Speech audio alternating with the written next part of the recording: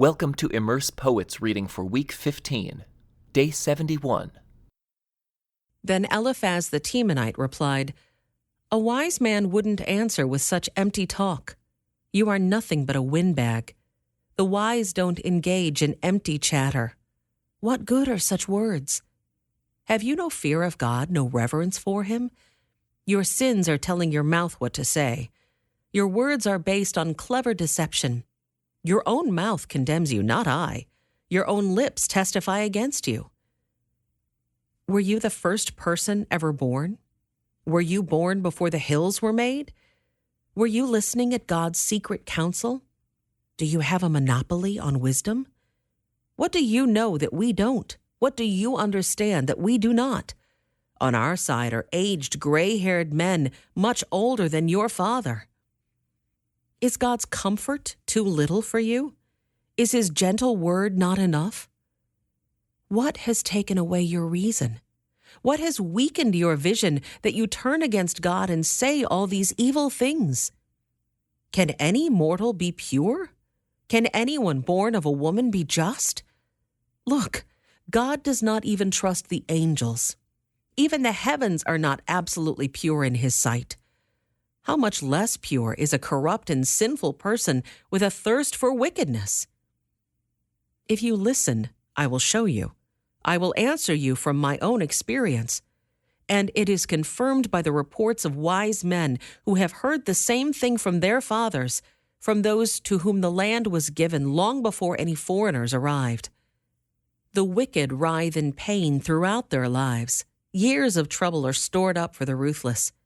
The sound of terror rings in their ears, and even on good days they fear the attack of the destroyer. They dare not go out into the darkness for fear they will be murdered. They wander around saying, "Where can I find bread?" They know their day of destruction is near. That dark day terrifies them. They live in distress and anguish like a king preparing for battle. For they shake their fists at God, defying the Almighty. Holding their strong shields, they defiantly charge against him. These wicked people are heavy and prosperous. Their waists bulge with fat. But their cities will be ruined. They will live in abandoned houses that are ready to tumble down. Their riches will not last, and their wealth will not endure. Their possessions will no longer spread across the horizon. They will not escape the darkness. The burning sun will wither their shoots, and the breath of God will destroy them. Let them no longer fool themselves by trusting in empty riches, for emptiness will be their only reward. They will be cut down in the prime of life. Their branches will never again be green. They will be like a vine whose grapes are harvested too early, like an olive tree that loses its blossoms before the fruit can form. For the godless are barren. Their homes, enriched through bribery, will burn. They conceive trouble and give birth to evil. Their womb produces deceit. Then Job spoke again.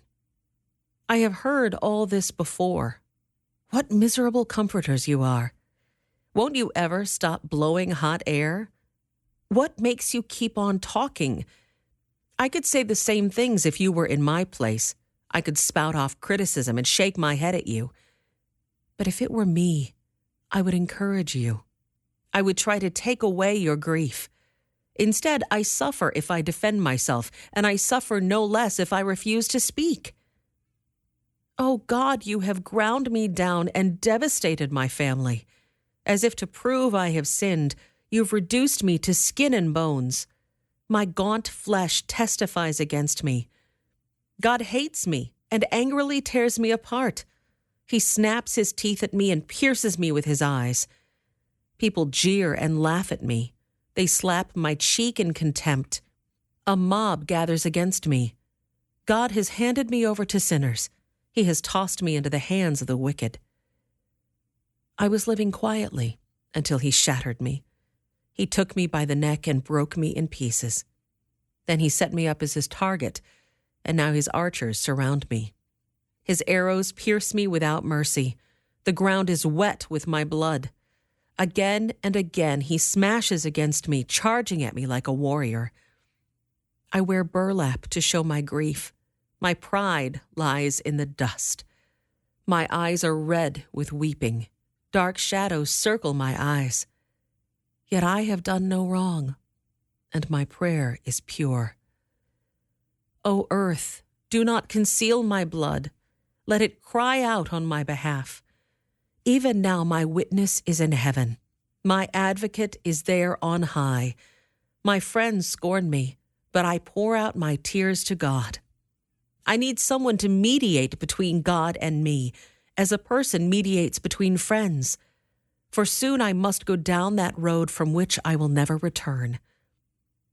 My spirit is crushed, and my life is nearly snuffed out. The grave is ready to receive me. I am surrounded by mockers. I watch how bitterly they taunt me. You must defend my innocence, O God, since no one else will stand up for me. You have closed their minds to understanding, but do not let them triumph. They betray their friends for their own advantage, so let their children faint with hunger. God has made a mockery of me among the people.